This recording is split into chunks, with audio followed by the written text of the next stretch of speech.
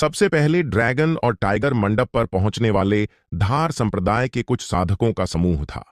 जैसे ही वे पहुंचे, धार संप्रदाय के लोगों ने दिव्य ड्रैगन मंडप के द्वार पर एक छोटे लड़के को खड़ा देखा। उसका चेहरा गंभीर था और भाव गंभीर। वह उनके रास्ते में रुकावट बनकर खड़ा था।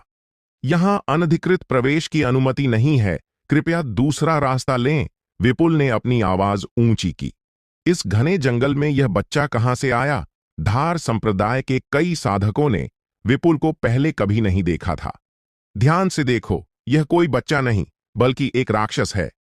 बोलने वाला कोई और नहीं बल्कि वह दिग्विजय सिंह पथ स्वामी था, जो देवगिरी नगर गया था।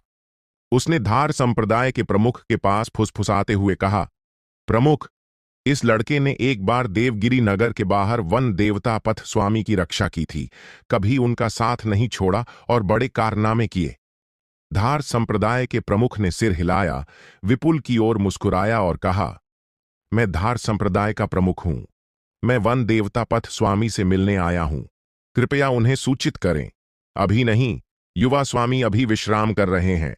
विपुल ने सिर हिलाकर बिना सोचे मना कर दिया।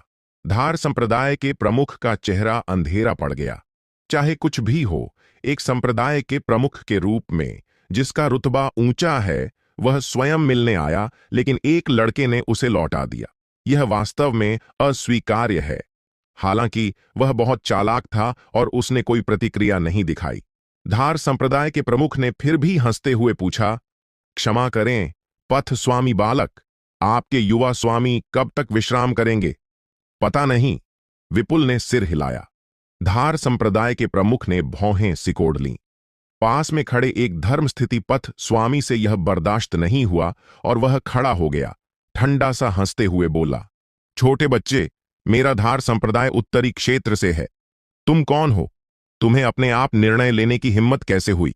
मैंने तुम्हें सूचना देने को कहा तो तुरंत जाओ और देर मत करो। द्वार पर क्या हुआ? विपुल ने होंठ सिकोड़े और कहा, ड्रैगन और टाइगर मंडप भी हमारे द्वार पर आया था, लेकिन फिर भी मेरे युवा स्वामी ने उन्हें हरा दिया। तुम? धर्म बोलने वाला पथ स्वामी एक पल के लिए निरुत्तर हो गया। उसका दिल गुस्से से भर गया। उसने ठंडे स्वर में कहा, क्या चतुर जबान वाला बच्चा, आज मैं तुम्हें तुम्हारे स्वामी की ओर से सबक सिखाऊंगा। लड़ना चाहते हो? विपुल तुरंत सतर्क हो गया और धार संप्रदाय के सभी लोगों को घूरने लगा। यहां से निकल जाओ। इस पल में धार संप्रदाय के प्रमुख का चेहरा उदास हो गया और वह चिल्लाया, प्रमुख, वह तो बस एक छोटा बच्चा है। वापस जाओ और मुझे शर्मिंदा मत करो। यह धर्म जैसा पथ स्वामी बहस करना चाहता था, लेकिन धार संप्रदाय के प्रमुख ने उसे डांट दिया। वह शर्मिंदगी भरे चेहरे के साथ पीछे हट गया।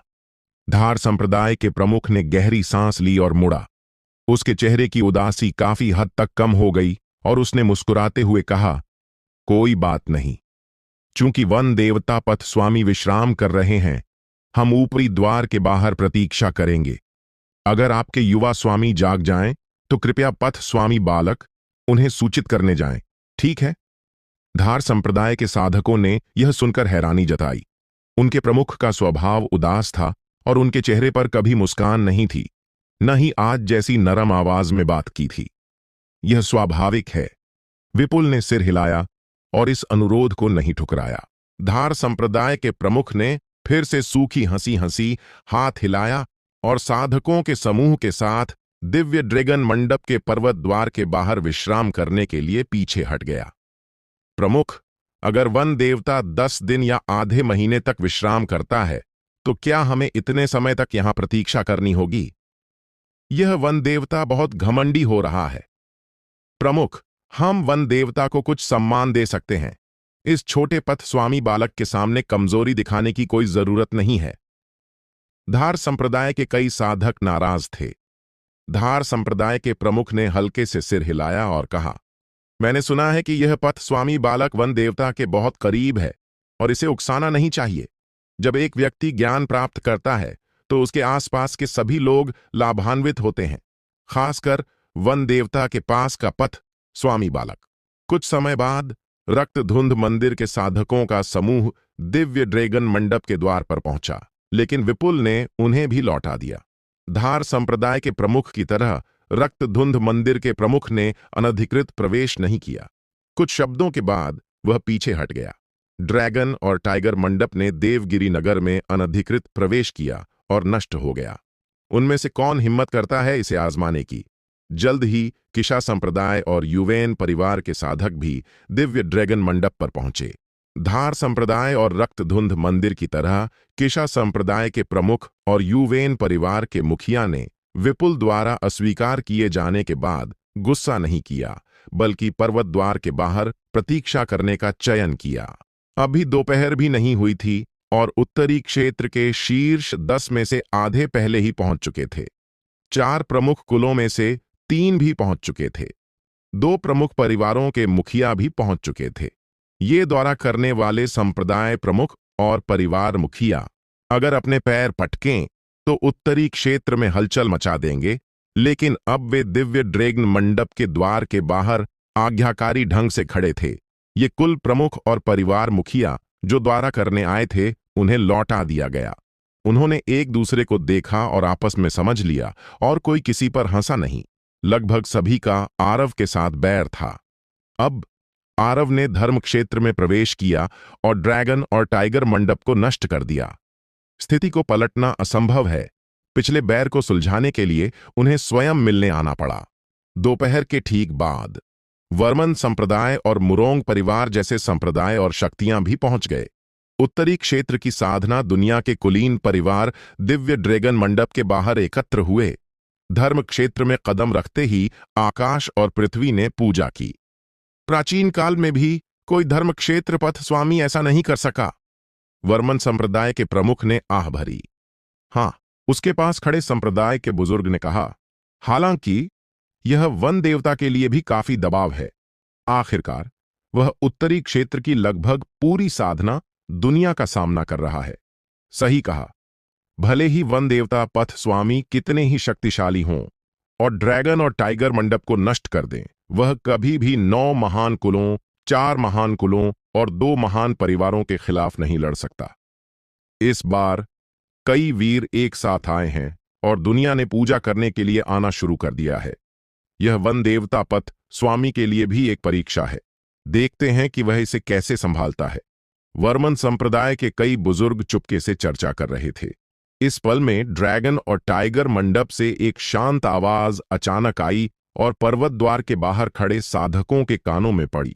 न तो हल्की थी और न ही भारी, लेकिन अत्यंत स्पष्ट।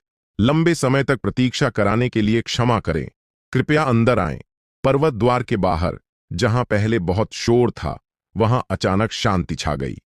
विपुल चौंक गया और जोर से बोला, युवा स्वामी जाग गए हैं, आप सभी मेरे साथ आएं।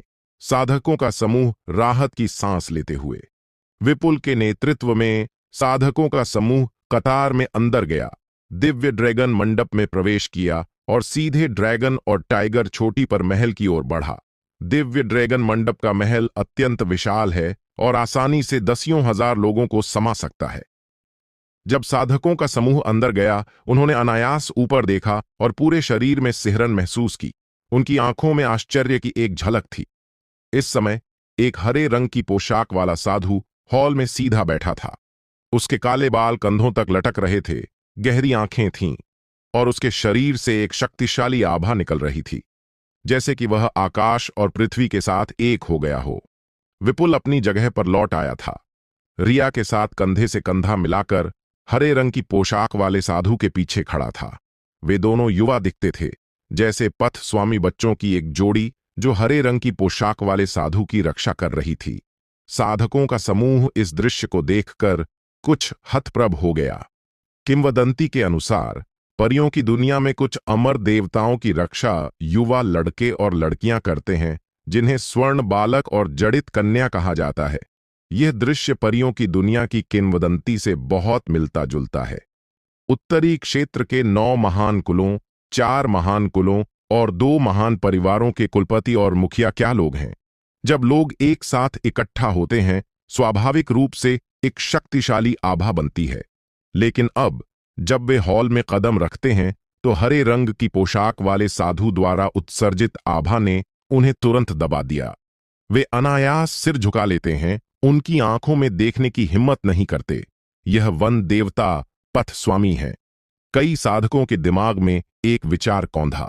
हालांकि उन्होंने आरव को कभी नहीं देखा था, उनकी राय में केवल ऐसी शक्तिशाली आभा वाला व्यक्ति ही वन देवता नाम के योग्य है। वर्मन संप्रदाय के प्रमुख और अन्य लोग जो आरव से मिल चुके थे, इस पल में अपने दिलों में आह भर रहे थे। अगर उन्होंने अपनी आंखों से नहीं देखा होता तो वे वास्तव में विश्वास नहीं कर सकते थे कि केवल एक दशक से कुछ अधिक समय में वन देवता पथ स्वामी इस हद तक बदल गए हैं। यह केवल क्षेत्र में सुधार नहीं है, यह एक ऐसी भावना थी जिसे वर्णन करना या समझाना कठिन था। 10 साल से अधिक समय पहले, हालांकि आरव को शाश्वत दानव के रूप में सराहा गया था, उसने कई शीर्षक प्राप्त शिष्यों को मारा और पूरी दुनिया में प्रसिद्ध हो गया। उसे आधे पूर्वज द्वारा मारे जाने के बाद पुनर्जनन भी हुआ, लेकिन उस समय वर्मन संप्रदाय और अन्य लोग आरव को एक कनिष्ठ के रूप में देखते थे। और अब आरव के शरीर पर वर्षों की संचित दबाव की एक तरह की भावना है जो भारी और जीवन के उतार चढ़ाव से भरी है। उनके सामने वर्मन संप्रदाय के सभी लोग दबाव की लहरें महसूस करते हैं। वन देवता मित्र को धर्म क्षेत्र में प्रवेश करने की बधाई। लंबी चुप्पी के बाद मुरोंग परिवार के कुलपति पहले आगे बढ़े और नरम स्वर में बोले, निश्चित रूप से मैं आपको मार्शल पथ स्थापित करने और सभी प्राणियों को लाभ पहुंचाने के लिए भी बधाई देना चाहता हूं। जब मैं आपसे विदा हुआ, मैंने कहा था कि अगर आप मार्शल दुनिया में खुद को स्थापित कर सकते हैं तो मैं स्वयं आपके घर आकर बधाई दूंगा। आज मैंने अपना वादा पूरा किया। मुरोंग परिवार का मुखिया एक सुंदर महिला थी जो लगभग 30 साल की दिखती थी, पूर्ण देहयष्टि वाली। उसके शब्द और व्यवहार सुसंस्कृत और सम्मानजनक थे और उसकी आवाज नरम और मधुर थी, जैसे कानों में वसंत की हवा। आप बहुत विनम्र हैं, मुरोंग मित्र। आरव ने हल्के से मुस्कुराया और सिर हिलाया। कृपया बैठें। हॉल अत्यंत खाली था। इस समय आरव के निर्देश सुनकर विपुल सीढ़ियों से नीचे उतरा, अपने भंडार थैले से एक कुर्सी निकाली और इसे मुरोंग परिवार के मुखिया के पास रखा। कृपया, विपुल ने आमंत्रण का इशारा किया। धन्यवाद पथ स्वामी बालक।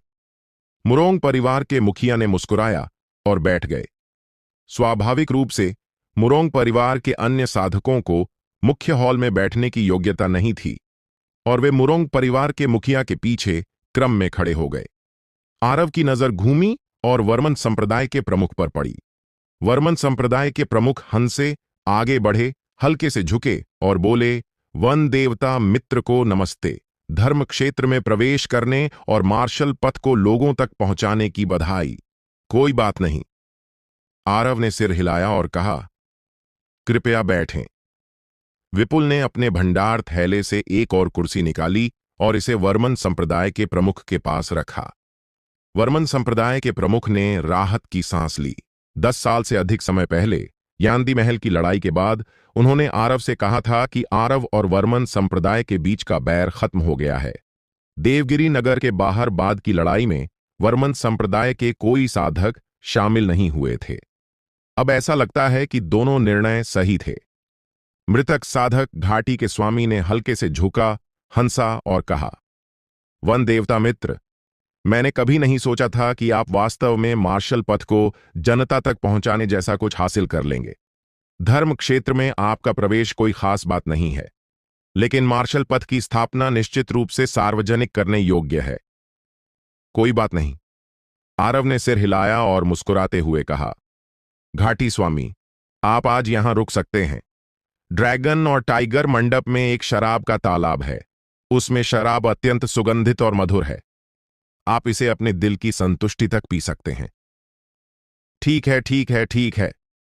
मृतक साधक घाटी के स्वामी की आंखें चमक उठीं और उन्होंने जल्दी से कहा, चूंकि वन देवता मित्र ऐसा कहते हैं, मैं मना नहीं करूंगा। हालांकि मैंने पहले ड्रैगन और टाइगर मंडप की उत्तम शराब पी है, मैंने कभी इसका पूरा आनंद नहीं लिया। आज मैं अंततः अपने दिल की संतुष्टि तक पी सकता हूं। कुर्सी देखें। आरव ने सिर हिलाया। विपुल मृतक साधक घाटी के स्वामी के पास आया और एक कुर्सी निकाली। धन्यवाद। मृतक साधक घाटी के स्वामी हंसे और अपनी बाहों और पैरों को फैलाकर बैठ गए।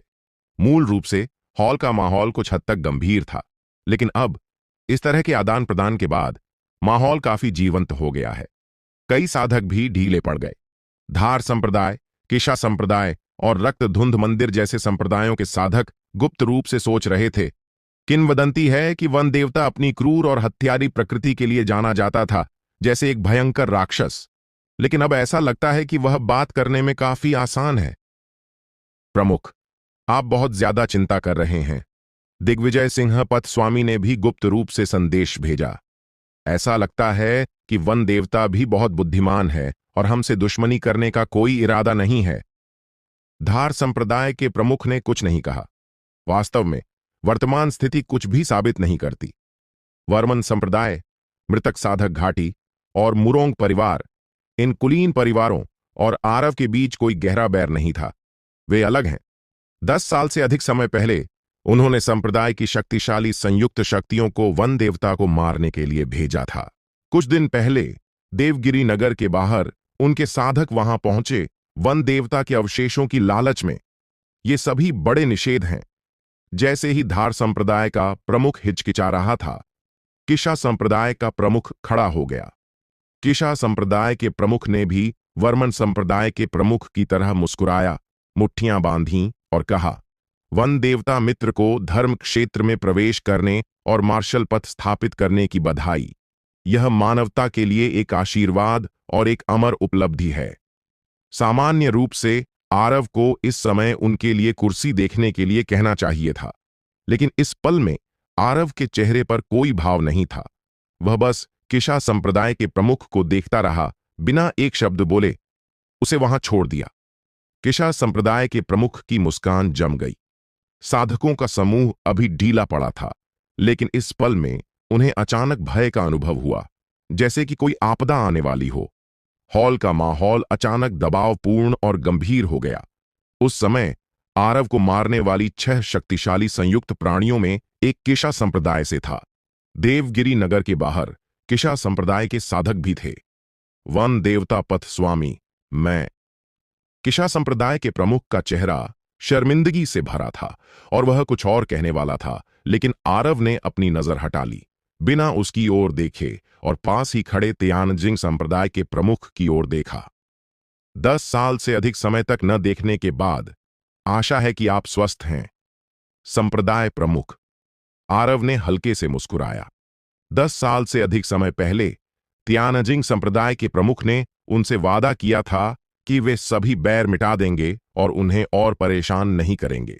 अंत में तियानजिंग संप्रदाय ने अपना वादा निभाया और देवगिरी नगर में साधक नहीं भेजे।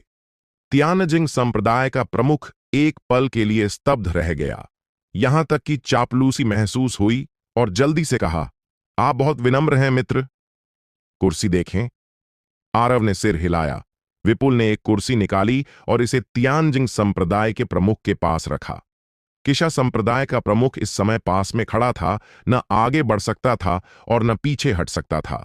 उसका चेहरा नीला और बैंगनी पड़ गया और उसे जलन महसूस हुई। कृतज्ञता और बैर को स्पष्ट रूप से अलग करना। वर्मन संप्रदाय के प्रमुख के दिमाग में 4 शब्द कौंधे। आरव का उनके प्रति रवैया किशा संप्रदाय के प्रमुख के प्रति उनके रवैये से पूरी तरह अलग है। हालांकि वे आरव के साथ दोस्ती करने के विचार और उद्देश्य के साथ आए थे, धार संप्रदाय, किशा संप्रदाय और अन्य संप्रदायों को डर था कि वे खाली हाथ लौटेंगे। वन देवता, आपका क्या मतलब है? किशा संप्रदाय का एक बुजुर्ग और सहन नहीं कर सका और खड़ा हो गया। उसकी आंखों में हत्या की भावना भरी थी। उसने ठंडे स्वर में कहा, हमारे संप्रदाय प्रमुख स्वयं बधाई देने आए हैं। आप जैसे युवा लड़के को इस तरह अपमान करने की अनुमति कैसे दे सकते हैं? हम? आरव का चेहरा ठंडा पड़ गया और उसकी आंखें तीक्ष्ण हो गईं। आप मुझे मारना चाहते हैं? आरव की आध्यात्मिक संवेदना हत्या के खतरों के प्रति सबसे संवेदनशील है। किशा संप्रदाय ने एक बार उसे गला घोंटने के लिए एक शक्तिशाली संयुक्त शक्ति भेजी थी, और वह हिसाब अभी बाकी है। फिर भी किशा संप्रदाय का यह बुजुर्ग उसकी हत्या करने की हिम्मत करता है। मुझे लगता है कि तुम मरने की तलाश में हो। आरव ने सांस छोड़ी और बोला। फिर उसने अपनी 2 उंगलियों को एक साथ जोड़ा, एक तलवार का इशारा बनाया और किशा संप्रदाय के बुजुर्ग की ओर हवा में काट दिया। छी! एक प्रज्वलित और चकाचौंध तलवार की ऊर्जा फूटी और सब कुछ सफेद हो गया। किशा संप्रदाय का बुजुर्ग बहुत हैरान था। उसने कभी नहीं सोचा था कि आरव इतना शक्तिशाली है और इतने सारे संप्रदायों और शक्तियों की निगाहों के सामने सार्वजनिक रूप से लोगों को मारने की हिम्मत करता है। बस एक पल की असावधानी और हत्या की तलवार की ऊर्जा पहले ही शून्य को पार कर उसके सिर में घुस गई थी। फफ! किशा संप्रदाय का बुजुर्ग आधा कट गया और मौके पर ही मर गया। हत्या में निर्णायक। कौन सोच सकता था कि वन देवता पथ स्वामी अभी कुछ देर पहले दूसरों के साथ हंसते बोलते थे और फिर पलक झपकते ही लोगों को मारना शुरू कर दिया। इस पल तक साधकों के समूह ने आरव की ताकत को महसूस किया। किशा संप्रदाय का प्रमुख पास में खड़ा था और प्रतिक्रिया करने का समय नहीं था। उसने असहाय रूप से अपने पास के बुजुर्ग को मौके पर मरते देखा। इस पल में उसे गुस्सा नहीं बल्कि डर महसूस हुआ। वह सफेद तलवार की ऊर्जा उसके पास से गुजरी थी। न केवल उसके पास के संप्रदाय के बुजुर्ग ने प्रतिक्रिया नहीं की, बल्कि वह स्वयं भी नहीं कर सका। दूसरे शब्दों में, अगर यह तलवार की ऊर्जा उसकी ओर कटी होती तो वह अब तक मर चुका होता। अनजाने में किशा संप्रदाय का प्रमुख पहले से ही ठंडे पसीने में था। अपने रुतबे के कारण वह शांत दिखने का ढोंग करता था, लेकिन एक शब्द भी नहीं बोल सका। विशाल महल में 9 महान कुल, 4 महान कुल, 2 महान परिवार और कई साधक थे, लेकिन कोई भी बोलने की हिम्मत नहीं करता था और वे चुप थे, जैसे कि सन्नाटा छा गया हो। बस इस एक तलवार की चाल ने सभी साधकों को चौंका दिया। वर्मन संप्रदाय, मृतक साधक घाटी और अन्य संप्रदायों के प्रमुख जो द्वारा करने आए थे, पहले ही अपनी कुर्सियां ले चुके थे और स्वाभाविक रूप से किनारे से देख रहे थे। धार संप्रदाय, रक्तधुंध मंदिर और अन्य संप्रदायों के प्रमुख जो द्वारा करने आए थे, एक दूसरे को देख रहे थे। हालांकि उनके दिलों में असंतोष था, वे खड़े होकर बोलने की हिम्मत नहीं करते थे। सबसे पहले उन्हें आरव के तरीकों का डर था। वे निश्चित थे कि अगर वे इस पल में खड़े होते तो वन देवता पथ स्वामी निश्चित रूप से उन्हें बिना किसी झंझक के मार डालते। दूसरे, किशा संप्रदाय का प्रमुख एक शब्द भी नहीं बोला, इसलिए उन्हें आरव को उकसाने की कोई जरूरत नहीं थी। कई द्वारा करने वाले कुलीन परिवारों के मुख्य हॉल में प्रवेश करने के बाद आरव ने कुछ ही पलों में स्थिति को पूरी तरह से नियंत्रित कर लिया। आरव का चेहरा अपरिवर्तित रहा और उसने अन्य संप्रदाय प्रमुखों और परिवार मुखियाओं के साथ बातचीत जारी रखी जो द्वारा करने आए थे। उसने विपुल को कई संप्रदाय और परिवार मुखियाओं के लिए कुर्सियां ढूंढने का निर्देश दिया। जल्द ही कुछ कुल प्रमुख और प्रमुख परिवारों के मुखिया अपनी कुर्सियों पर बैठ गए। हालांकि द्वारा करने वाले 4 कुल प्रमुखों और एक बड़े परिवार के मुखिया को आरव ने अकेला छोड़ दिया, बिना उन्हें कुर्सी दी। धार संप्रदाय, किशा संप्रदाय, रक्तधुंध मंदिर, स्वर्गीय तलवार, दैवीय धर्म और युवेन परिवार, कई साधकों को तुरंत समझ में आ गया। अगर ड्रैगन और टाइगर मंडप को शामिल किया जाए तो ये 6 प्रमुख संप्रदाय थे जिन्होंने वन देवता पथ स्वामी को मारने के लिए अपनी संयुक्त शक्तियों को भेजा था। इसके अलावा इन 5 प्रमुख शक्तियों ने देवगिरी नगर में वन देवता के अवशेषों की तलाश में गए थे। वन देवता पथ स्वामी का दौरा करने आए सभी कुलीन परिवारों से दुश्मनी करने का कोई इरादा नहीं था, लेकिन उनके मन में कुछ विशिष्ट लक्ष्य थे।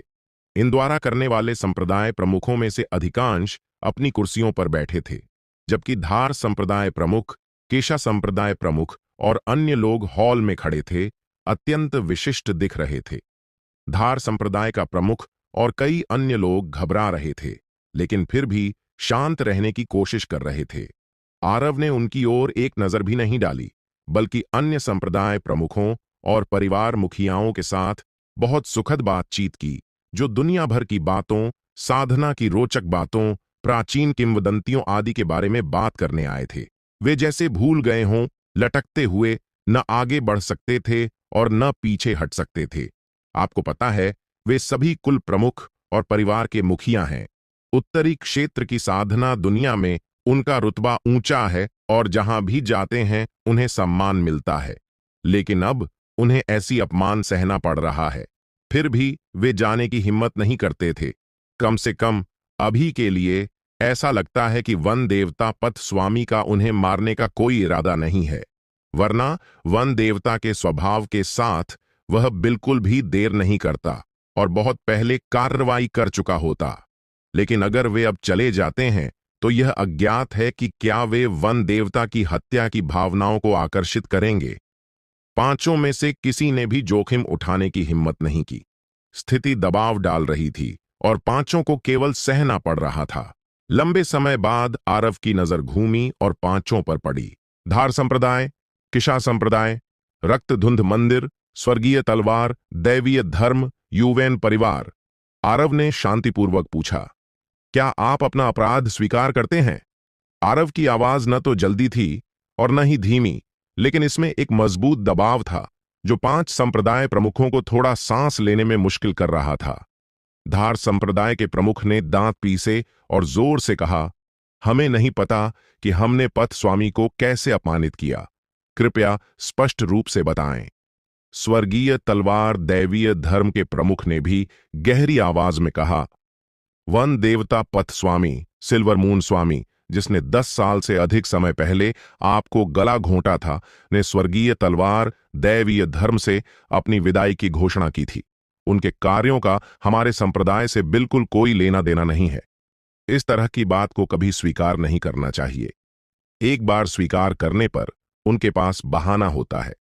वन देवता पथ स्वामी के पास उन्हें यहां मारने का पूर्ण कारण होता, और यह वास्तव में सच है।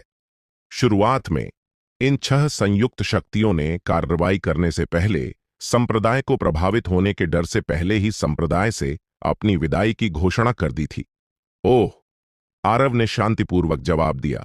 इस मामले पर उनके साथ उलझे नहीं और पूछना जारी रखा।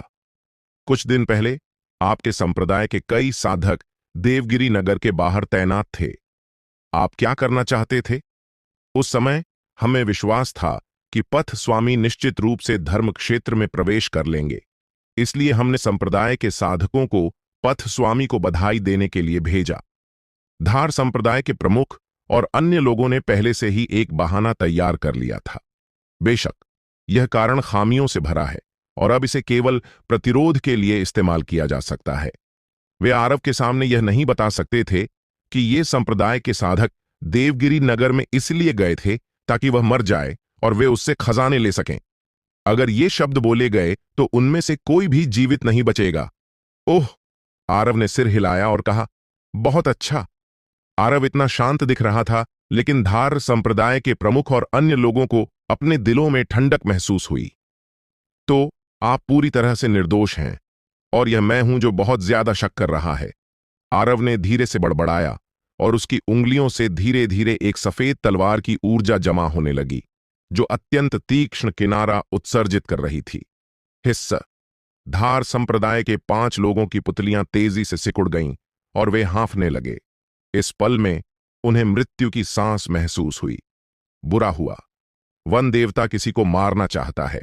जैसे ही यह विचार उनके दिमाग में आया, स्वर्गीय तलवार दैवीय धर्म का प्रमुख लगभग डर से मर गया और अनायास बोल पड़ा, मैं दोषी हूं, मैं दोषी हूं। ओह, आरव मुस्कुराया। स्वर्गीय तलवार दैवीय धर्म के प्रमुख का दिमाग तेजी से दौड़ा और अपनी लार निगलने के बाद उसने कहा, चाहे कुछ भी हो, सिल्वर मून स्वामी कभी हमारे संप्रदाय का महान स्वामी था। हमारे संप्रदाय की जिम्मेदारी से इनकार नहीं किया जा सकता। अच्छा, हमें क्या करना चाहिए? आरव ने दयालु मुस्कान के साथ पूछा। मेरा संप्रदाय पथ स्वामी को मुआवजा देने के लिए तैयार है। थोड़ा रोकने के बाद स्वर्गीय तलवार दैवीय धर्म ने दांत पीसकर कहा, पथ स्वामी को एक पूर्ण श्रेणी पथ स्वामी जादुई हथियार के साथ मुआवजा। आरव ने अपनी मुस्कान छुपाई और कहा, 10 साल से अधिक समय पहले सिल्वर मून स्वामी ने मुझे लगभग गला घोंट दिया था।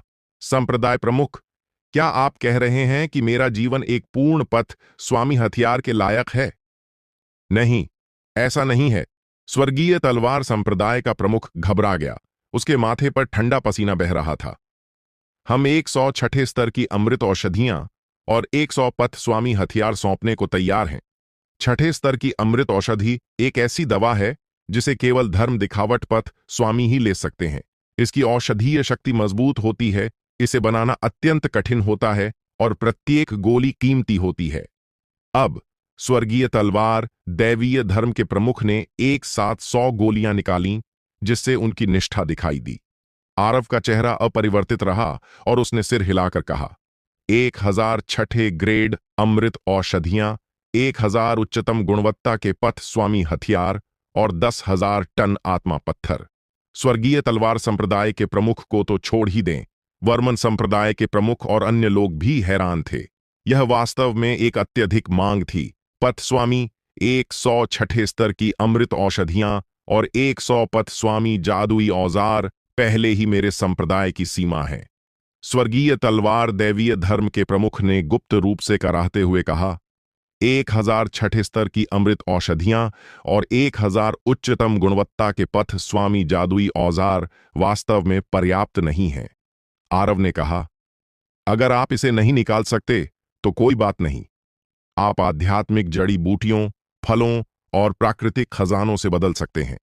रिया ने सही समय पर कहा, हम येलो ड्रैगन स्वर्गीय घास, रहस्यमयी यिनबांस, 10,000 साल का गैनोडर्मा ल्यूसिडम, सिल्वर लाइट फूल, सच्चा कमल, 5 तत्व फल आदि जैसे आध्यात्मिक जड़ी बूटियों और सामग्रियों का भी उपयोग कर सकते हैं। रिया एक रसायन शास्त्र की मास्टर थी, इसलिए वह छठे स्तर की अमृत औषधि के लिए आवश्यक सभी मुख्य सामग्रियों को जानती थी और उन्हें आसानी से बना सकती थी। आरव ने कहा, स्वर्गीय तलवार दैवीय धर्म और ड्रैगन और टाइगर मंडप दोनों एक ही संप्रदाय से हैं। ड्रैगन और टाइगर मंडप की विरासत दसियों हजार साल पुरानी है और इसके पास इन चीजों से अधिक है। क्या आपका स्वर्गीय तलवार दैवीय धर्म इन्हें नहीं निकाल सकता? स्वर्गीय तलवार दैवीय धर्म का प्रमुख आंसुओं में था। हालांकि स्वर्गीय तलवार दैवीय धर्म इसे निकाल सकता है, यह निश्चित रूप से एक गंभीर झटका होगा। दसियों हजार साल की विरासत, लेकिन एक बार में इसका आधा हिस्सा सौंप दिया गया। बहुत क्रूर। वर्मन संप्रदाय का प्रमुख और अन्य लोग भी हैरान थे। इस बार स्वर्गीय तलवार दैवीय धर्म को निश्चित रूप से गंभीर चोट लगी थी। इसे ठीक होने में दसियों हजार साल लगेंगे। धार संप्रदाय के प्रमुख ने अचानक कहा, अगर हमारा संप्रदाय ये चीजें सौंप देता है तो धार संप्रदाय और पथ स्वामी के बीच का बैर, यह सब मिट जाएगा स्वाभाविक रूप से। आरव ने शांतिपूर्वक कहा, जब तक आप भविष्य में मुझे उकसाते नहीं हैं, मैं आपको कोई परेशानी नहीं दूंगा। ठीक है, धार संप्रदाय के प्रमुख ने सिर हिलाया और कहा, पथ स्वामी के वादे के साथ मेरा धार संप्रदाय पूरा जोर लगाएगा। इसे वन देवता मित्र के धर्म क्षेत्र में प्रवेश करने के लिए एक उपहार के रूप में भी माना जा सकता है। धार संप्रदाय के प्रमुख के नेतृत्व में कीशा संप्रदाय, रक्तधुंध मंदिर और युवेन परिवार ने ज्यादा देर तक हिचकिचाहट नहीं की और सभी सहमत हो गए। स्वर्गीय तलवार दैवीय धर्म के प्रमुख को केवल झुकना पड़ा और कहा, पथ स्वामी, हम निश्चित रूप से अब इतने खजाने नहीं निकाल सकते। हमें संप्रदाय में वापस जाकर कुछ तैयारियां करनी होंगी। मैं आपको 1 महीने का समय देता हूं, आरव ने धीरे से कहा। अगर यह समय सीमा पार हो जाती है तो मैं स्वयं आपसे मिलने आऊंगा। स्वर्गीय तलवार दैवीय धर्म के प्रमुख ने सूखी हंसी हंसी। यह पहले से ही एक नग्न धमकी है। आरव ने ड्रैगन और टाइगर मंडप का दौरा करने के बाद इसे उत्तरी क्षेत्र से हटा दिया। क्या स्वर्गीय तलवार दैवीय धर्म इसका सामना कर सकता है? वन देवता पथ स्वामी की प्रतिष्ठा वास्तव में अच्छी तरह से योग्य है। इतने सारे संप्रदायों का अकेले सामना करते हुए वह फिर भी स्थिति को शांत कर सकता था और इसे नियंत्रित कर सकता था। वह मेरी कल्पना से भी अधिक भयानक है। वर्मन संप्रदाय का एक बुजुर्ग कुछ भावुकता के साथ टेलीपैथी के माध्यम से बोला। वर्मन संप्रदाय के प्रमुख ने भी संदेश भेजा। ड्रैगन और टाइगर मंडप को उत्तरी क्षेत्र के शीर्ष 10 संप्रदायों से हटाए जाने के साथ मुझे डर है कि पाल पवेलियन उभरेगी। इतने सारे संसाधनों और खजानों के साथ पाल पवेलियन पर एकत्र होने के साथ इस संप्रदाय की नींव अब हमारे कई संप्रदायों से कम नहीं है। वास्तव में पाल पवेलियन को अभी एक शक्तिशाली संयुक्त स्वामी की कमी है। अगर इसमें एक शक्तिशाली संयुक्त स्वामी होता तो बैठक के समय इसके नए स्वामियों में से एक बनने की अच्छी संभावना होती। वन देवता पथ स्वामी 10 संयुक्त स्वामियों के बराबर है। धार संप्रदाय का प्रमुख और अन्य लोग दिव्य ड्रैगन मंडप में ज्यादा देर नहीं रुके और अपमानित होकर चले गए। आरव की आभा के तहत वे अत्यंत दबाव महसूस करते थे और जल्द से जल्द चले जाना चाहते थे। वर्मन संप्रदाय का प्रमुख, मृतक साधक, घाटी का प्रमुख, मुरोंग परिवार का मुखिया और अन्य लोग दिव्य ड्रैगन मंडप में कुछ समय रुके और फिर चले गए। इस महीने के दौरान आरव दिव्य ड्रैगन मंडप में रहा और नहीं गया। महीने के अंत में धार संप्रदाय, किशा संप्रदाय, रक्तधुंध मंदिर, स्वर्गीय तलवार संप्रदाय और युवेन परिवार एक के बाद एक दरवाजे पर आए। 1000 छठे ग्रेड अमृत औषधियां, 1000 उच्च ग्रेड पथ स्वामी जादुई औजार और 10,000 आत्मा पत्थर भेंट किए। आरव ने ये सभी खजाने पाल पवेलियन को सौंप दिए। ये चीजें उसकी नजरों में नहीं थीं। उसके जादुई औजारों के लिए उसके पास सृष्टि का कमल मंच, रहस्यमयी चुंबकीय पर्वत और मिंगवांग माला थी। इसके अलावा उसका जल कमल सच्चा शरीर जन्मजात पथ स्वामी के जादुई हथियार के बराबर है। आरव को केवल ड्रैगन और टाइगर मंडप द्वारा छोड़े गए कई मार्शल कला के गुप्त मैनुअल में रुचि थी। ये चीजें मेरे लिए मार्शल कला को अनुमान लगाने में उपयोगी हैं, इसलिए मैंने उन्हें सभी पाल पवेलियन पर ले जाया। उसके बाद आरव अस्थायी रूप से पाल पवेलियन पर रहा। मंकी और अन्य लोग क्रेजी लायन रिज पर भाग गए और वहां राज करना जारी रखा। 1 साल बाद रिया ने विजयनगर में भीष्म द्वार पर लौटने के लिए प्रस्थान किया। पावक ने साथ देने की पेशकश की। वास्तव में रिया ने पहले ही शून्य गमन रियल्म की पूर्णता तक साधना कर ली थी और उसकी वर्तमान युद्ध शक्ति और साधनों के साथ वह खुद की रक्षा के लिए पर्याप्त से अधिक थी। लेकिन रिया ने फिर भी मना नहीं किया और मुस्कुराकर सहमत हो गई। आरव ने पहले ही दोनों के बीच कुछ असामान्यता महसूस कर ली थी, लेकिन उसने उन्हें रोकने की कोशिश नहीं की। इन वर्षों में एक बड़े भाई के रूप में उसने वास्तव में रिया की अच्छी देखभाल नहीं की थी। यह सब पावक की वजह से था। इसके अलावा इस तरह के मामले में जब तक दोनों पक्ष खुश हैं, यह काफी है। रिया के जाने के बाद आरव ने पाल पवेलियन पर ध्यान करना जारी रखा। पलक झपकते ही और 5 साल बीत गए। पिछले 5 सालों में पाल पवेलियन अत्यंत शांत रही। ड्रैगन और टाइगर मंडप की लड़ाई के बाद वन देवता ने धर्म क्षेत्र में प्रवेश किया और यह बात दुनिया भर में जानी गई। ड्रैगन बरियल घाटी के पुराने साधु के पीछे होने के कारण कोई भी उसे उकसाने की हिम्मत नहीं करता था। हालांकि साधना की दुनिया में बदलाव काफी महत्वपूर्ण है। सबसे स्पष्ट बदलाव यह है कि सभी प्राणी मार्शल कला सीख रहे हैं और आध्यात्मिक अभ्यास शुरू कर रहे हैं। केवल पाल पवेलियन ने इन वर्षों में मार्शल कला का अभ्यास करने वाले हजारों साधकों को भर्ती किया है। उत्तरी क्षेत्र की साधना दुनिया में भी आरव के उदय के कारण कई बदलाव आए हैं। ड्रैगन और टाइगर मंडप हटा दिया गया। पाल पवेलियन प्रमुखता से उभरी। कई प्रशंसक साधकों को आकर्षित किया, जिनमें अमर सच्चा व्यक्ति, उत्परिवर्तन सच्चा स्वामी, फांजुपथ स्वामी और यहां तक कि फाशांग पथ स्वामी भी शामिल थे, जो संप्रदाय में शामिल होना चाहते थे। बेशक अभी भी कोई शक्तिशाली संयुक्त स्वामी नहीं है। सबसे पहले, पाल पवेलियन में स्वयं कोई शक्तिशाली व्यक्ति नहीं है जो संयुक्त अवस्था तक पहुंच सके। दूसरे, अधिकांश शक्तिशाली लोग जो संयुक्त अवस्था तक पहुंच चुके हैं, किसी भी संप्रदाय से बंधे नहीं हैं। पाल पवेलियन की बात तो छोड़ दें, यहां तक कि सुपर संप्रदायों के पास भी संयुक्त अवस्था के शक्तिशाली लोगों के लिए साधना के लिए उपयुक्त संसाधन नहीं हो सकते। अगर वे करीब आना चाहते हैं तो वे कुछ प्राचीन खंडहरों और संतों की गुफाओं की खोज कर सकते हैं। शायद उन्हें कुछ अवसर और साहसिक कार्य मिल जाएं। महान मगध राजवंश के बारे में।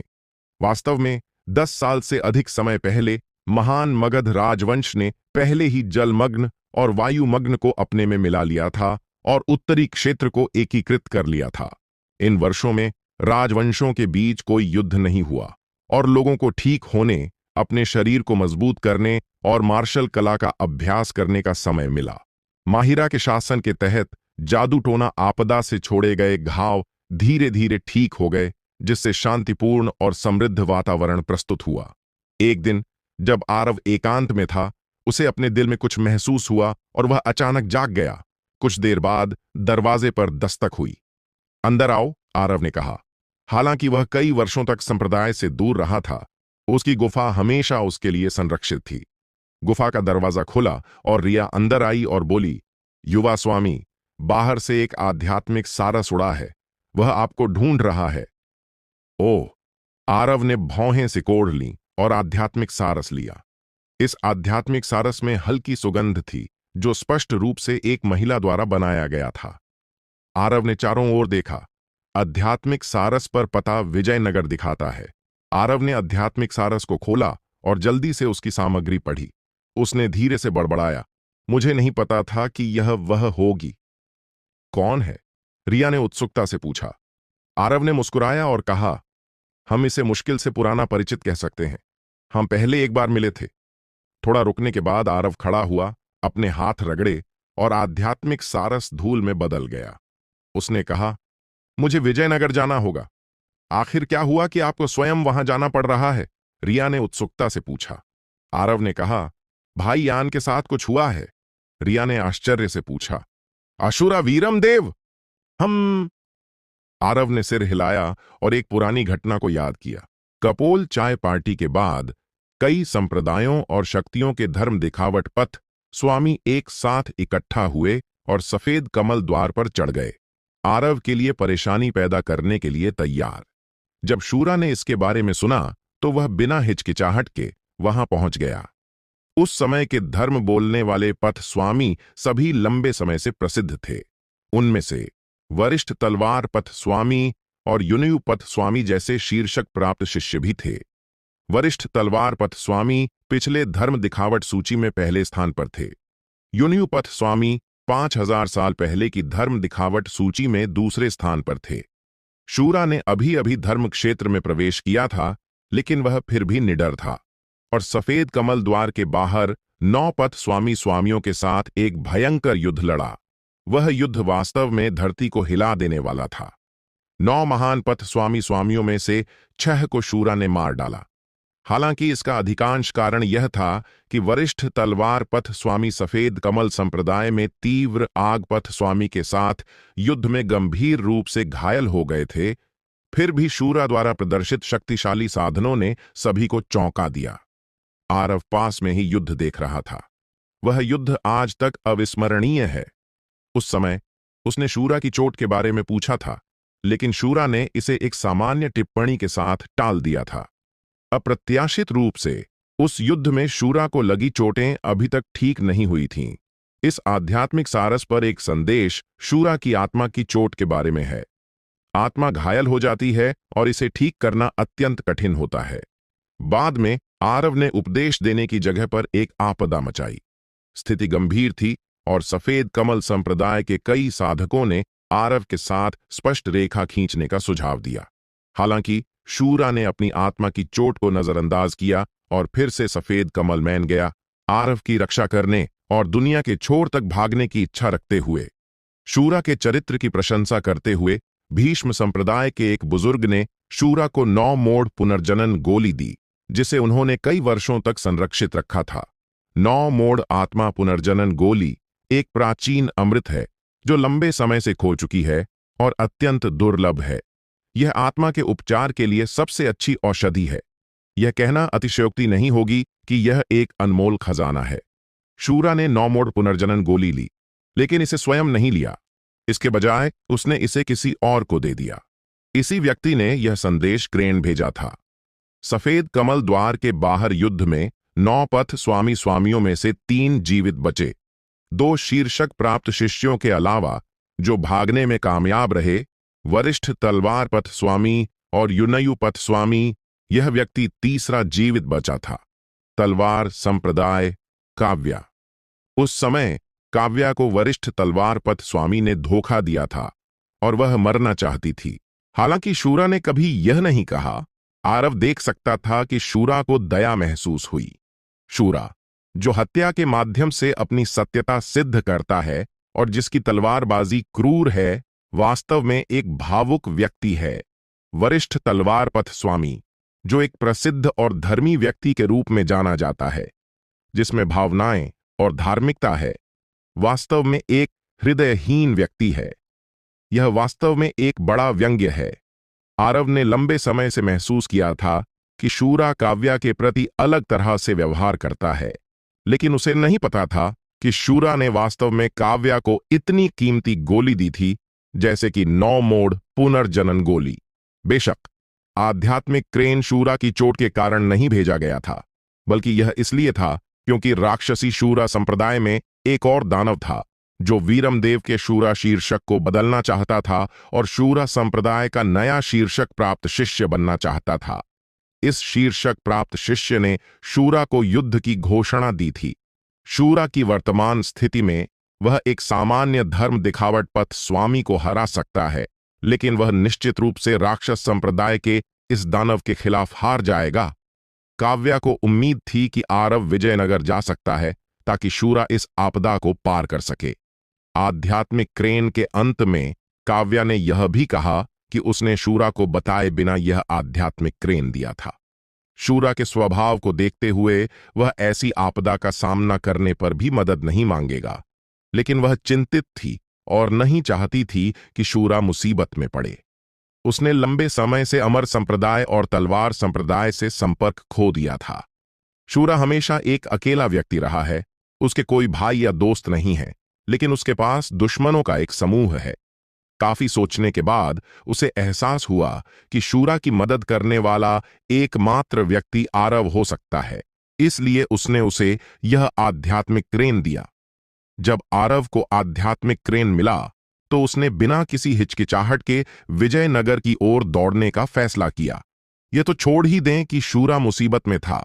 अगर उसे पता होता कि शूरा की आत्मा की चोट अभी तक ठीक नहीं हुई है, तो वह बहुत पहले दवा ढूंढने के लिए निकल पड़ता ताकि शूरा को ठीक किया जा सके। आप कब जाने की योजना बना रहे हैं स्वामी? रिया ने पूछा। अभी चलते हैं। आरव पहले ही गुफा से बाहर निकल चुका था। स्वामी, आप कहां जा रहे हैं? मैं आपके साथ चलूंगी। गुफा के बाहर विपुल भी दौड़कर आया और बोला, रास्ते में हमेशा कुछ छोटे मोटे काम होते हैं। मैं आपके साथ रहूंगा स्वामी, और आपकी मदद कर सकता हूं। आरव महसूस कर सकता था कि विपुल बस उसे छोड़ना नहीं चाहता था। नहीं चाहिए। आरव ने सिर हिलाया और कहा, तुम दोनों यहीं रहो। कुछ दिनों में एक 5 या 6 साल का बच्चा पाल पवेलियन पर आएगा। तुम बस उसके साथ रहना। विपुल एक पल के लिए स्तब्ध रह गया, और इससे पहले कि वह कुछ समझ पाता, आरव पहले ही उछल चुका था। उसके शरीर पर बिजली की चमक झिलमिलाई और वह तुरंत वहां से गायब हो गया। आरव शूरा के लिए चिंतित था और जल्द से जल्द विजयनगर पहुंचने की तैयारी कर रहा था। स्वामी, किस बच्चे की बात कर रहे हैं? विपुल ने पलकें झपकाईं, हैरान दिखते हुए, और रिया से पूछा। पता नहीं। रिया ने सिर हिलाया और कहा, हमें कुछ दिनों में पता चल जाएगा। हमें बस यहीं इंतजार करना है। 5 दिन बाद पाल पवेलियन के तल पर एक 5 या 6 साल का बच्चा आया। उसकी भौहें और आंखें नाजुक थीं। आंखें समुद्र की तरह गहरी और स्पष्ट थीं, जैसे उनमें अनंत रहस्य छिपे हों। अरे, यह बच्चा कहां से आया? इस गहरे पहाड़ी जंगल में इस बच्चे का सुरक्षित यहां तक पहुंचना वाकई आसान नहीं है। पाल पवेलियन के द्वार पर वहां तैनात कुछ नींव निर्माण साधकों ने आश्चर्य भरी नजरों से देखा। बच्चा पर्वत द्वार पर आया और स्थिर खड़ा हो गया, पास ही एक विशाल पत्थर के द्वार को एकटक देखते हुए खोया हुआ। क्यों? क्या तुम पाल पवेलियन पर शिष्य बनने आए हो? एक नींव निर्माण साधक हंसा, बच्चे की नजर का पीछा करते हुए, और बोला, यह पत्थर का द्वार आध्यात्मिक जड़ों की जांच के लिए है। मैंने सुना है कि जब हमारे संप्रदाय के वरिष्ठ वन देवता ने संप्रदाय में प्रवेश किया था, तब उन्होंने इस पत्थर के द्वार को फोड़ दिया था। यह पत्थर का द्वार बाद में बनाया गया था। इन चर्चाओं को सुनकर बच्चे ने अतीत को याद किया और उसके मुंह के कोने पर एक मुस्कान उभरी। यह बच्चा इतनी दूर तक आया है तो इसका पाल पवेलियन से कुछ नाता जरूर है। क्यों न पहले इसकी आध्यात्मिक जड़ों की जांच करें? एक नींव निर्माण साधक ने कहा। बच्चे, उस पत्थर के द्वार से गुजर और हमें देखने दे। बच्चा बिना कुछ बोले मुस्कुराया, पत्थर के द्वार की ओर चला और सीधे उससे होकर गुजर गया। पत्थर का द्वार बिल्कुल भी नहीं हिला। कई नींव निर्माण साधकों ने हल्के से सिर हिलाया, कुछ निराश दिखते हुए। उनमें से एक ने कहा, अगर आध्यात्मिक जड़ें नहीं हैं तो कोई बात नहीं। भले ही तुम अमृता की साधना न कर सको, तुम फिर भी मार्शल कला का अभ्यास कर सकते हो। बच्चे, मैं एक मार्शल कला साधक हूं। उस आदमी ने अपनी मांसल भुजाएं दिखाईं और कहा, मैंने मार्शल कला की तीसरी स्तर तक साधना की है। मेरी त्वचा और हड्डियां लोहे की तरह हैं। सबसे अच्छे हथियार भी मुझे मुश्किल से चोट पहुंचा सकते हैं। बोलते हुए साधक ने एक लंबी तलवार निकाली और अपनी भुजा पर मारी, लेकिन उस पर केवल एक सफेद निशान छूटा। साधक बहुत गर्वित दिख रहा था। उसने लंबी तलवार बच्चे को सौंपी और कहा, बच्चे, क्यों न तुम मुझे काट कर देखो। यह बच्चा कितना छोटा है, क्या यह इस चाकू को उठा सकता है? पास खड़ा व्यक्ति हल्के से सिर हिलाया। इस पल में बच्चे ने लंबी तलवार ली और अपनी गुलाबी सफेद हथेली से उसने तलवार को धीरे से अपने हाथ में एक लोहे की गेंद में दबा दिया। फिर उसने अपने हाथ रगड़े। यह लोहे की गेंद लोहे के कणों में बदल गई और बिखर गई। लोहे को मिट्टी की तरह रगड़ना। पर्वत द्वार पर मौजूद साधक स्तब्ध और भयभीत हो गए, एक शब्द भी नहीं बोल सके। आपको बता दें, यह लंबी तलवार एक मध्यम श्रेणी का आध्यात्मिक हथियार था, लेकिन बच्चे के कोमल हाथों ने इसे रेत में रगड़ दिया। कई साधक बच्चे को ऐसे देख रहे थे जैसे वह कोई भूत या देवता हो। क्या यह बच्चा किसी राक्षस का रूपांतरण है? एक नींव निर्माण साधक के दिमाग में एक विचार कौंधा। इस पल में पाल पवेलियन से दो आकृतियां दौड़कर आईं, जैसे स्वर्ण बालक और जड़ित कन्या। वे विपुल और रिया थे। इन दिनों दोनों पर्वत द्वार के पास इंतजार कर रहे थे और जैसे ही उन्हें कुछ हलचल सुनाई दी, वे दौड़ कर आ गए। दोनों की नजर बच्चे पर पड़ी और वे सिहर उठे। बच्चे ने उन्हें बहुत परिचित सा अनुभव दिया। अगर ध्यान से देखें तो बच्चे की चेहरों की विशेषताएं आरव से बहुत मिलती जुलती थीं, लेकिन वह अभी पूरी तरह बड़ा नहीं हुआ था, इसलिए यह स्पष्ट नहीं था। बच्चा मार्शल कला का सच्चा शरीर था, यानी असली आरव। ड्रैगन बरियल घाटी के तल पर 6 साल की साधना के बाद मैं पहले ही मार्शल कला की 9वीं स्तर तक, ड्रैगन और हाथी की शक्ति की महान पूर्णता तक पहुंच चुका था। मध्यम श्रेणी के आध्यात्मिक हथियार की तो बात ही छोड़ दें, भले ही यह जन्मजात आध्यात्मिक हथियार हो, इस शरीर की शक्ति से इसे टुकड़े टुकड़े कर सकता था। इस देह का आगमन मूल रूप से एक विसंगति थी। स्वर्ग के रहस्यों के बिना आप पुनर्जनन के चक्र में प्रवेश नहीं करते। मैंने आरव से सब कुछ विरासत में लिया और मार्शल कला में विशेषज्ञता हासिल की। लेकिन मार्शल कला में 9 परिवर्तनों के बाद अगर आप मार्शल कला का अभ्यास जारी रखना चाहते हैं तो आपको केवल अनुमान लगाना होगा। न तो जल कमल सच्चा शरीर और न ही ड्रैगन कबीला सच्चा शरीर इसके लिए ऊर्जा रखता था। मार्शल कला की समझ और बोध के मामले में मुझसे ज्यादा उपयुक्त कोई नहीं था। इसलिए मैंने ड्रैगन बरियल घाटी छोड़ दी और पाल पवेलियन पर आया, कुछ समय के लिए पाल पवेलियन पर अभ्यास करने, पाल पवेलियन की कई कौशलों और गुप्त तकनीकों को लिखने और फिर उन्हें अनुमान लगाने का इरादा रखा। युवा स्वामी, विपुल ने संकोच के साथ पुकारा। हाँ, मैं ही हूं, मैंने सिर हिलाया। हालांकि वह केवल 6 साल का था, उसकी आभा आरव जैसी ही थी, बिना किसी बचपन के निशान के। मैं कुछ समय के लिए पाल पवेलियन पर अभ्यास करूंगा और फिर देवगिरी नगर के लिए रवाना हो जाऊंगा। क्या तुम मेरे साथ चलना चाहते हो? मैंने विपुल की ओर देखा और पूछा। हाँ, विपुल ने तुरंत सहमति दी। उसके पास पाल पवेलियन पर कोई परिचित नहीं था, इसलिए वह देवगिरी नगर में रहकर ज्यादा सहज महसूस करता था। उसके दिल में वह हमेशा महसूस करता था कि देवगिरी नगर उसका घर था और मैं भी अपनी साधना की शुरुआत के बिंदु पर उस आंगन में लौटने की योजना बना रहा था, ताकि मार्शल कला को और अधिक अनुमान लगाकर पूर्ण किया जा सके। उस आंगन का आरव के लिए असाधारण महत्व था। विजयनगर। आरव ने लगभग बिना रुके काम किया और पाल पवेलियन छोड़ने से लेकर उत्तरी क्षेत्र को पार करके विजयनगर में प्रवेश करने में केवल 3 दिन लगे। यह गति पहले से ही एक संयुक्त अवस्था के शक्तिशाली व्यक्ति के बराबर थी। हालांकि आध्यात्मिक सारस पर खबर थी कि राक्षसी दानव 1 महीने में शूरा के साथ युद्ध करेगा, आरव फिर भी चिंतित था और जल्दी आ गया। आरव ने दिशा का पता लगाया और अपनी यात्रा जारी रखी। 1 दिन बाद आरव पहाड़ों की गहराई में आया, सामने घने बांस के जंगल को देखा, नीचे उतरा, एक पल के लिए रुका और फिर उसमें चला गया। इस बांस के जंगल में केवल हवा में बांस की पत्तियों की सरसराहट थी, जिससे यह शांत और शांतिपूर्ण लगता था। जल्द ही आरव की नजर भारी बांस की छायाओं को भेद कर गई और उसने एक विशाल खुला मैदान देखा जहां एक साधारण लकड़ी का घर खड़ा था। एक आकृति दरवाजे के सहारे टिकी थी। आकृति के काले बाल कंधों पर बेतरतीब बिखरे थे। चेहरा गंभीर था। उसके पैरों के पास शराब का एक घड़ा था और उसकी गोद में एक खून से सनी लंबी तलवार थी। शूरा, वीरमदेव। वीरमदेव ने अभी अभी शराब का घड़ा उठाया था और उसे एक घूंट में पीने वाला था, लेकिन वह अचानक भौहें सिकोड़कर रुक गया, जैसे कुछ महसूस हुआ हो, और हल्के से बोला, जगरूप, 1 महीने की समय सीमा अभी नहीं आई है, तुम बहुत जल्दी आ गए। वीरमदेव की आत्मा घायल थी, लेकिन उसने फिर भी बांस के जंगल में किसी के उसे देखने की अनुभूति की। हालांकि वह यह नहीं समझ सका कि वह व्यक्ति कौन था। आरव तेजी से बांस के जंगल से बाहर निकला और खुले मैदान पर आया।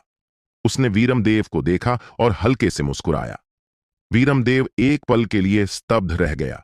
तुरंत उसकी आंखों में लंबे समय बाद की खुशी की एक चमक दिखाई दी और वह हंस नहीं सका।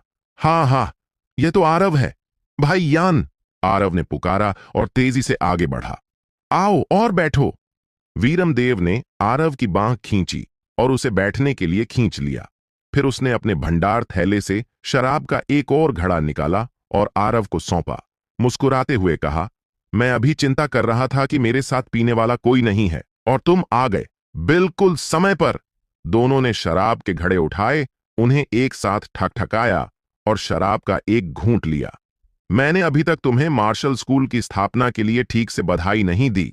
अब हमारे 2 भाइयों के लिए एक साथ नशे में धुत होने का सही समय है। वीरमदेव फिर से हंसा।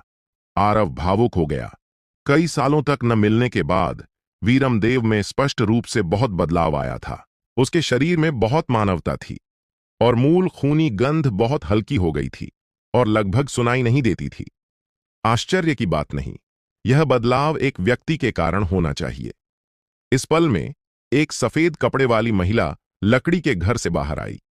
उसकी त्वचा क्रीम की तरह सफेद थी, आंखें पानी की तरह थीं और हल्के से उठी भौहें जिसमें थोड़ी वीरता झलक रही थी। आरव खड़ा हुआ और बनावटी आश्चर्य में बोला, क्या यह तलवार संप्रदाय की मित्र किन नहीं है? काव्या ने उसे बिना शूरा को बताए संदेश भेजा था, इसलिए आरव स्वाभाविक रूप से इस मामले को उजागर नहीं कर सकता था, इसलिए उसने कुछ भी नहीं जानने का नाटक किया। काव्या ने हल्के से मुस्कुराया। उसकी आंखों में कृतज्ञता की एक झलक थी। वह बोलने ही वाली थी कि वीरमदेव ने हाथ हिलाया और कहा, आरव, नाटक करना बंद करो। यह जरूर काव्या ने तुम्हें बुलाया होगा। आरव स्तब्ध रह गया। वीरमदेव ने कहा, तुम्हारा समय बहुत सटीक है। मुझे लगता है कि काव्या मेरी चिंता कर रही थी और उसने मुझे बताए बिना तुम्हें बुलाया। वीरमदेव इतना चतुर था, उसने आरव को देखते ही अनुमान लगा लिया। बेईचैन, मुझे माफ कर दो। काव्या ने हल्के से सिर झुकाया और कहा, मैं आरव जानता था कि इस मामले को छुपाने का कोई मतलब नहीं था, इसलिए उसने सिर हिलाया और कहा, मित्र किन मेरी सुरक्षा के लिए भी चिंतित थीं। उन्हें दोष देने की कोई जरूरत नहीं है। काव्या मेरी चिंता करती है, मैं उसे कैसे दोष दे सकता हूं? वीरमदेव जोर से हंसा, मुड़ा और काव्या का हाथ पकड़ा, बोला, हम भाई बहुत समय बाद मिले हैं, अब फिर से एकजुट हुए हैं। मेरा दिल बहुत खुश है। मैं तुम्हारा पर्याप्त धन्यवाद नहीं कर सकता। काव्या का चेहरा लाल हो गया। आरव के सामने इतने करीब होने पर उसे थोड़ी शर्मिंदगी महसूस हुई।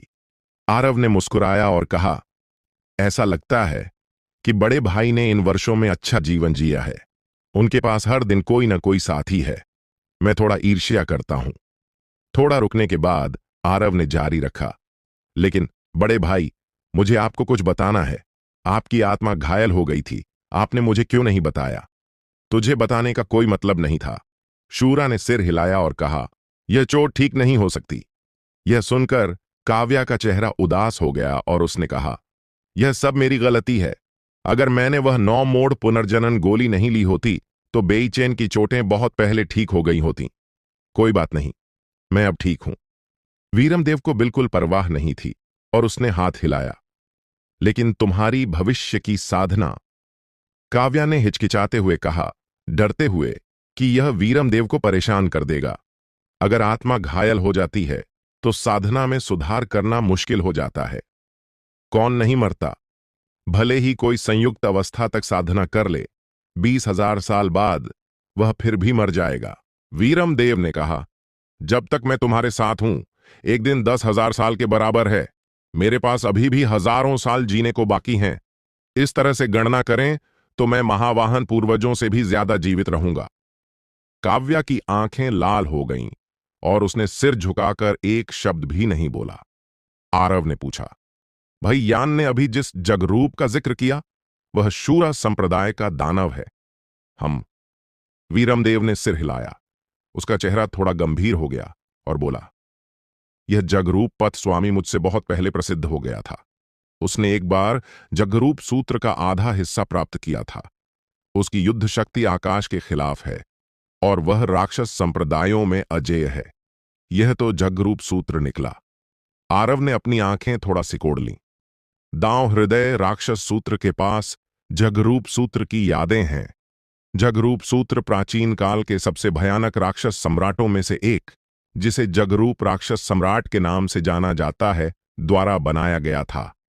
राक्षस सम्राट को राक्षस सम्राट कहा जाता है, जो दिखाता है कि वह कितना शक्तिशाली था।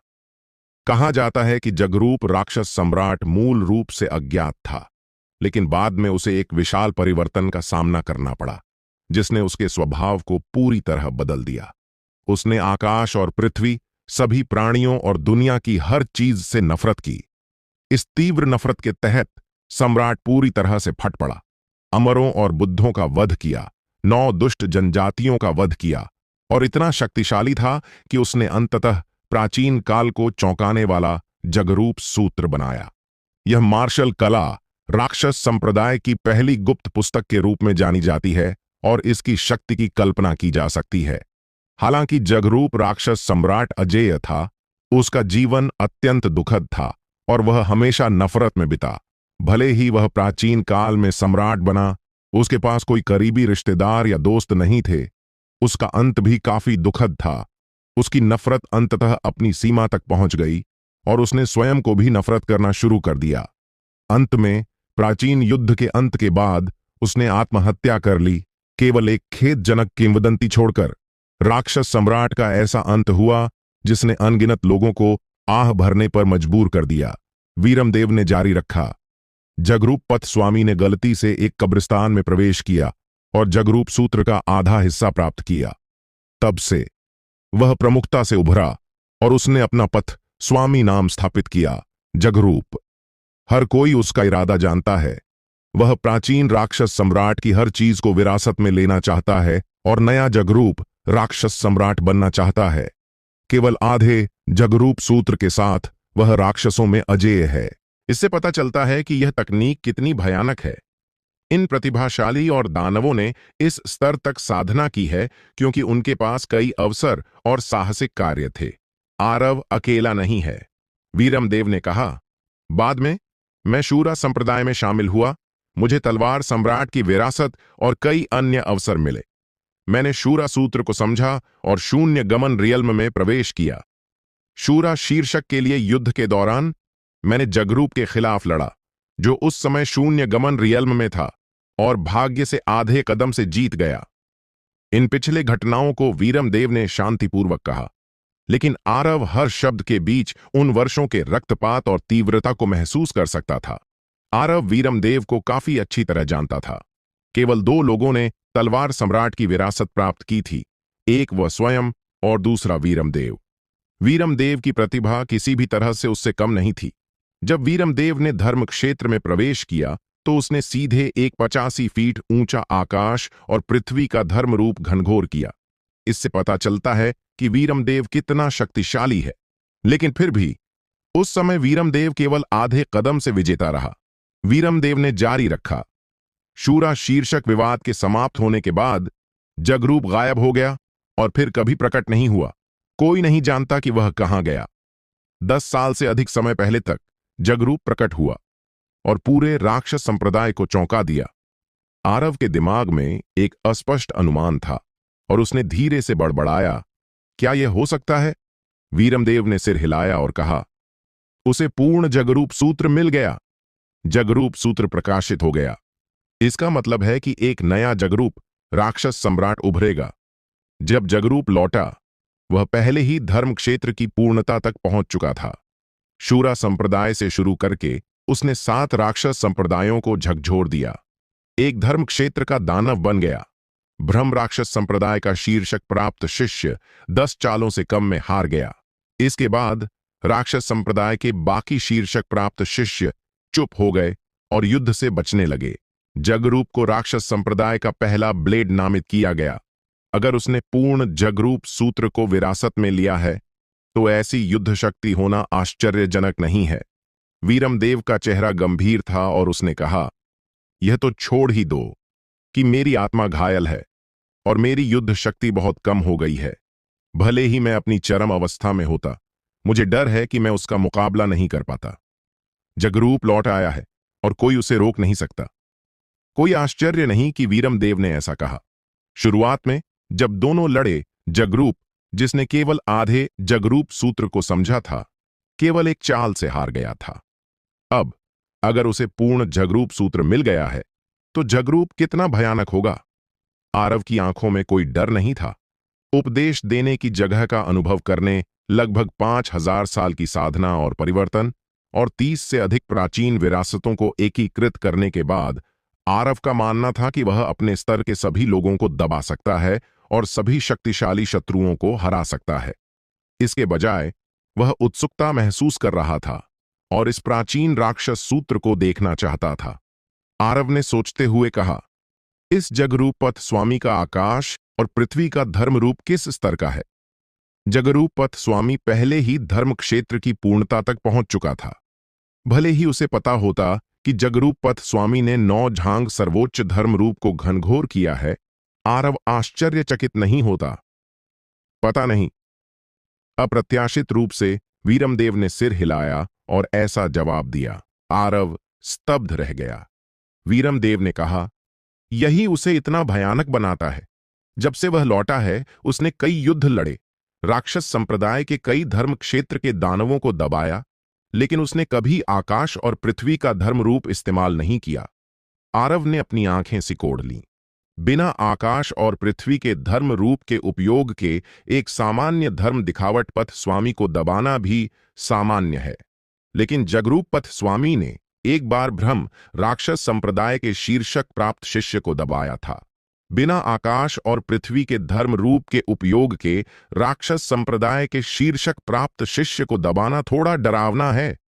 काव्या, वास्तव में तुम्हें आरव को परेशान करने की जरूरत नहीं थी। थोड़ी देर बाद वीरमदेव मुस्कुराया और बोला, क्योंकि मेरा जगरूप से लड़ने का कोई इरादा नहीं था। काव्या और आरव एक पल के लिए स्तब्ध रह गए, थोड़ा असमंजस में। वीरमदेव ने समझाया, जगरूप मुझसे चुनौती देना चाहता है। यह केवल शूरा शीर्षक के लिए प्रतिस्पर्धा करने की बात है। मैंने शूरा का नाम छोड़ने का फैसला किया है। वीरमदेव की हथेली ने उसकी गोद में रखी लंबी तलवार को धीरे से सहलाया और कहा, यह शूरा नाम, यह शूरा तलवार, अगर जगरूप चाहता है तो मैं इसे उसे सौंप दूंगा। आरव चुप रहा। सामान्य रूप से वीरमदेव के स्वभाव को देखते हुए वह घायल होने पर भी कभी कमजोरी नहीं दिखाता। अप्रत्याशित रूप से उसने ऐसा विकल्प चुना। लेकिन दूसरी सोच पर यह समझ में आता है कि वीरमदेव ने यह विकल्प क्यों चुना, क्योंकि शूरा को अब परवाह है। जब एक शूरा जो हत्या के माध्यम से अपनी सत्यता सिद्ध करता है को परवाह हो जाती है, तो वह अब शूरा नहीं रहता। यह कहना होगा कि वीरमदेव में इन वर्षों में बहुत बदलाव आया है। क्या तुम इसे छोड़ने को तैयार हो? आरव ने पूछा। वीरमदेव मुस्कुराया और बोला, यह बस खाली प्रतिष्ठा है। यह शूरा ब्लेड मेरे साथ कई वर्षों तक युद्ध में रहा है और मुझे इसे छोड़ने का दुख है, लेकिन कोई बात नहीं। वीरमदेव के लहजे में एक तरह की खुलापन और स्वतंत्रता थी। यह एक सच्चा छोड़ देना था। आरव, मैं थक गया हूं। मैं साधना की दुनिया में और लड़ाई और हत्या जारी नहीं रखना चाहता, वीरमदेव ने कहा। इन वर्षों में काव्या और मैं इस बांस के जंगल में रहे हैं, दुनिया की हलचल और विवादों से दूर। मुझे एक ऐसी शांति मिली है जो मैंने पहले कभी अनुभव नहीं की थी, और मैं बहुत खुश हूं। अब से शूरा की बाधाओं के बिना काव्या और मैं एक एकांत स्वर्ग ढूंढेंगे और एकांत में रहेंगे। चाहे बाहर कोई भी आपदा या युद्ध हो, उसका मुझसे कोई लेना देना नहीं। वीरमदेव का मतलब था कि वह सब कुछ छोड़ देना चाहता था और जगरूप से नहीं लड़ेगा, न ही वह चाहता था कि आरव उसकी ओर से जगरूप से लड़े। मैं समझ गया। आरव ने सिर हिलाया और कहा, भाई, मैं तुम्हारे विकल्प का सम्मान करता हूं,